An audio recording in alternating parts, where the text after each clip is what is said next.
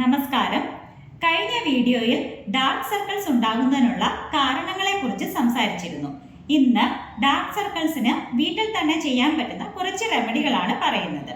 ഞാൻ doctor Sreelakshmi VS, chief medical officer, Sreehari Ayurveda clinic and Panchakarma centre, Pallimukku, Odanavattam.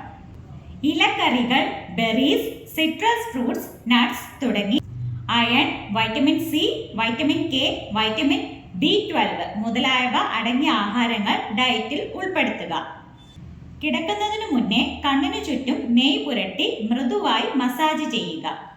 20 തൊട്ട് 30 minute വരെ ഇത് കണ്ണിനു ചുറ്റും തന്നെ ഇട്ടേക്കുക. അതിനുശേഷം തണുത്ത വെള്ളം ഉപയോഗിച്ച് കഴുകിക്കളയുക. കുക്കുംബർ കുറച്ച് കട്ടിക്കരിഞ്ഞ് റെഫ്രിജറേറ്ററിൽ ഒരു അരമണിക്കൂർ നേരം വെച്ചേക്കുക.